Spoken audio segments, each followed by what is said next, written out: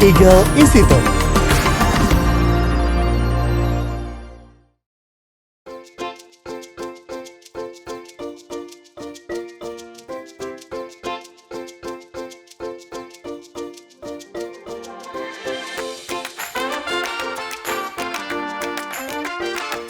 Hai, nama saya Iren, status saat ini menikah. Saat ini saya bekerja sebagai HR di Smartfriend sudah kurang lebih selama 4 tahun. Hai, perkenalkan nama saya Anissa Sunarto. Sekarang statusnya sudah menikah. Saya bekerja di Smartfriend sebagai Regional Project Control. Hai, saya Nurul, berstatus sebagai istri, beranak 1. Saya bekerja sebagai admin selama 1 tahun. Halo anak-anak gue yang ada di Smartfriend. Perkenalkan, nama saya Desi Amelia Ikhlas, status karyawan Smartfriend yang paling teladan. Hai, perkenalkan nama saya Rere. Status kalau di KTP sih belum menikah ya. Bekerja sebagai karyawan di Smartfriend selama 1 tahun 2 bulan. Nama saya Sisil, status sebagai istri orang dan bunda dari Lois sebagai PIC Galeri Smartfriend untuk Sulawesi. Bangga kak. Sebagai wanita yang sangat jarang ya di network project itu sangat menantang. Bangga, senang, susah, kurang teman menggibah. Bangga kak, saya sebagai wanita bisa kerja di Smartfriend. Apalagi di daerah sendiri Sulawesi. Oh iya. Langsung pertanyaan kedua aja kak. Ya oke lah. Gitu aja. Oh, saya sangat senang bekerja di Smartfriend karena ada 2 hari libur.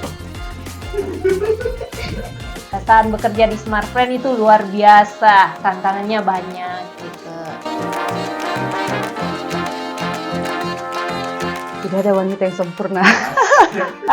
Semua punya kekurangan, tapi kita bisa lihat wanita sempurna itu di mana wanita yang melakukan segala aktivitas itu pakai hati. Itu menurutku bukan hanya cantik dari luar, tapi juga dari kepribadiannya yang sering kita sebut dengan inner beauty. Asik. Jadi dirinya sendiri, nyaman sama dirinya sendiri, sama bisa memilih keputusannya sendiri. Wanita yang rela membagi waktunya sebagai pekerja dan sebagai ibu rumah tangga. Menurut tak, bagaimana itu wanita yang sempurna itu? Kayak saya.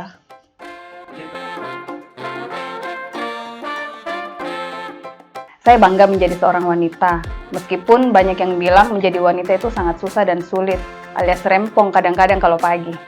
Asik-asik aja sih, saya bisa menggoda pria-pria. Saya bisa buka tambak buaya. Jadi wanita Sulawesi, jadi wanita Sulawesi ya bangga. Kalau jadi wanita Sulawesi pasti bangga lah. Karena wanita Sulawesi itu punya ciri khas tersendiri. Ciri khasnya itu wanita Sulawesi itu panaiknya mahal. Nah, itu sebenarnya adalah motivasi buat laki-laki biar cari duit supaya bisa menaikkan uang pain naik lebih besar gitu. Dengar itu laki-laki. Dengar itu laki-laki. Menjadi seorang wanita tentu bangga karena Bisa semua ya. iya harus serba bisa. Pintar dalam urusan hidup, pintar bergaul, pintar urus rumah tangga gitu. Iya, serba bisa. Pintar diranjang. Tapi yang saya rasakan sih sebagai wanita Sulawesi itu ya dihargain sekali. Dihargai dengan panai. Itu pertanyaan selanjutnya kayaknya.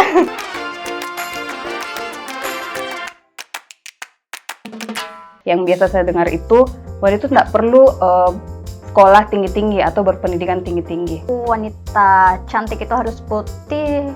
Saya tidak setuju karena itu inner beauty. Betul dong kak. Saya tidak setuju dengan stigma itu. Kenapa? Karena dia juga butuh pendidikan yang tinggi untuk mengajar atau mendidik anak-anaknya. Oh, stigmanya adalah laki-laki pulang kerja bobok, wanita pulang kerja beres-beres rumah. Curhat ini ya. Biasanya tuh harus nurut sama laki-laki. Jadi boleh tidak nurut? Wanita harusnya kan punya pilihannya sendiri, bisa mengutarakan pendapatnya sendiri juga gitu. Stigma di luar sana kan wanita Sulawesi itu mahal gitu. Wanita Sulawesi, wah mahal. Tapi kan sebenarnya itu hanya sebagai penyemangat buat laki-laki di luar sana untuk mencari uang atau bekerja keras buat cari uang. Sebenarnya itu persepsi ya masing-masing orang. Tapi itu tergantung tradisi karena uang mahal itu ya yang dikasih kita sebagai tanda panai itu juga yang akan dikelola untuk dipakai pesta. Jadi sebenarnya sama, semua daerah sama, cuman penyebutannya aja berbeda. Waduh, berat. Setuju. Jadi itu bukan hal yang negatif. Ya? Bukan, itu positif banget loh buat laki-laki. Ya kan?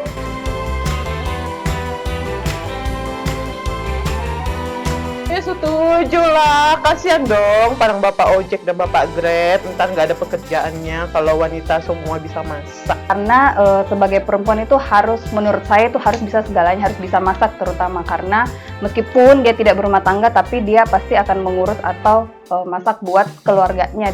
Untuk saya pribadi tidak apa-apa selama tidak menjadi masalah di rumah tangga tersebut. Perempuan tidak bisa masak, ya enggak ada masalah sih. Ya paling tidak goreng telur. Tapi ya minimal bisa masak nasi, air, mie. Sebenarnya mau perempuan atau mau laki-laki itu sebenarnya ya, masak harusnya bisa ya. Nggak mesti jago tapi harus bisa. Karena masak itu kan basic life skill, ya nggak sih? Setuju banget, nggak apa-apa. Kan sekarang zaman digital, sekarang banyak rumah makan kan, serba ada. Tinggal pakai duit aja, ngojek, GoFood, gitu.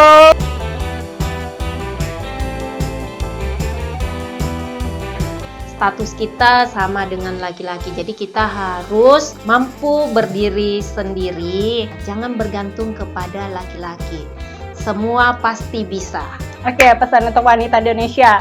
Jangan takut untuk punya karir yang tinggi, pendidikan yang tinggi, sama pokoknya jadi dirinya sendiri aja deh, nggak usah dengerin kata orang-orang. Pesan untuk wanita-wanita Indonesia. Halo wanita Indonesia, kalau suamimu bobo pulang kerja, kamu bangunin, papa. Gitu ya. Siapapun kamu, apapun pekerjaanmu, kamu tetap wanita yang hebat, kuat. Pesan untuk wanita Indonesia di luar, jangan pernah minder karena kita wanita pun bisa melakukan hal yang sama sebagai laki-laki di luaran sana. Jadi jangan patah semangat, tetap berjuang, bekerja bersama. Tetaplah kuat dan terus berjuang dalam menghadapi setiap tantangan untuk dirimu sendiri dan untuk orang lain. Jangan lupa Jangan lupa terus pakai smartphone-nya, top up dan nikmati beragam paket internet dan Bonus setiap harinya, setiap detik juga ada loh bonusnya.